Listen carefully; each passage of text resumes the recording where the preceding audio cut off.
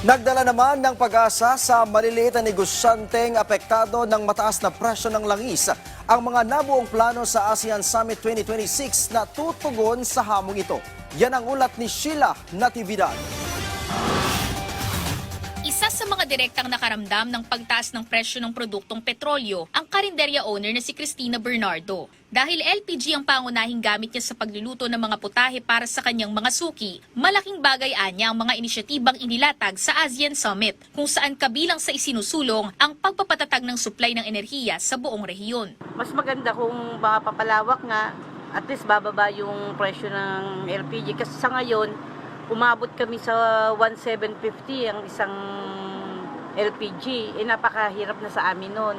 Anya, hindi naman pwedeng magtaas lang siya ng presyo dahil aaray din tiyak ang bulsa ng kanyang mga suki. Aminado rin siyang bukod sa LPG, mataas na ang konsumo nila sa kuryente. Kaya naman kung mapapalawak pati ang supply ng kuryente sa mga miyembrong bansa ng ASEAN, sabi ni Cristina. Malaking tulong sa amin yun.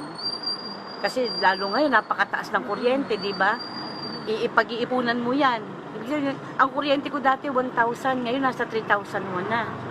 Kasi nga itong April, ang laki ng tinaas. Pag hindi bababa yung LPG, tapos pataas ang kuryente, paano na kami mabubuhay niyan? Sa gitna ng tumataas na presyo ng langis, pagmahal ng mga pangunahing bilihin at mga banta sa seguridad sa pagkain, aktibong nagmamasid ang ASEAN para makapaglatag ng mga konkretong hakbang na siyang ibinahagi ni Pangulong Ferdinand R. Marcos Jr.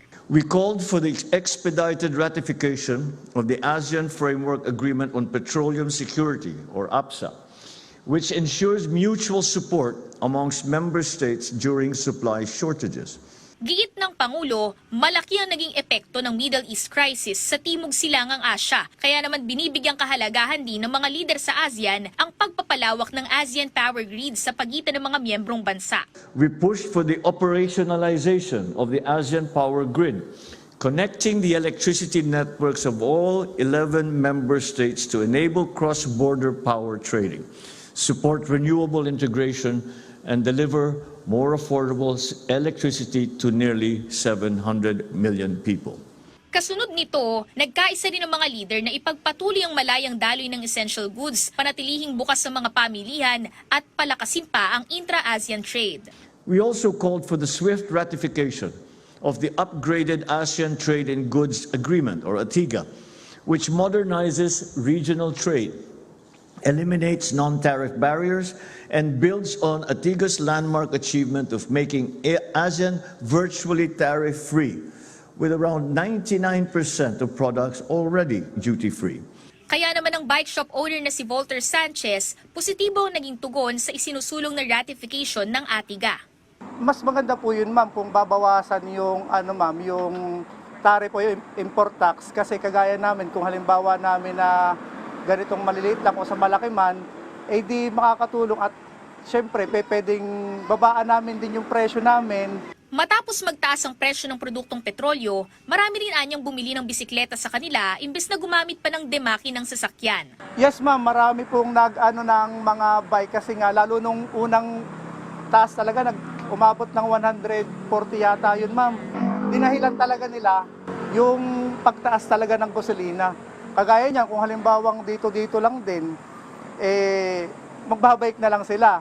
Kumpiyansa si Volter na mararamdaman ng mga katulad niyang nagnenegosyo ang mga benepisyo ng mas pinalakas na ASEAN Trade Cooperation. Dahil anya, makatutulong ito sa pagdagdag ng kita at mas maayos na daloy ng produkto sa pamilihan. Ang ASEAN Summit ang nagsisilbing plataporma ng mga bansa sa Timog Silangang Asya upang pag-usapan at tugunan ang mga napapanahong suliraning kinakaharap ng rehiyon. Sa kabila ng mga hamon sa enerhiya, ekonomiya at seguridad sa pagkain, nanindigan ng Pangulo na hindi sapat ang reaksyon lamang sa mga pandaigdigang krisis, kundi kailangang may paghahanda at pagkakaisa ang mga bansa. Our discussions made clear that ASEAN should not just react to crises. We must anticipate, prepare, coordinate, and act together. Sheila Natividad, para sa Pambansang TV sa Bagong Pilipinas.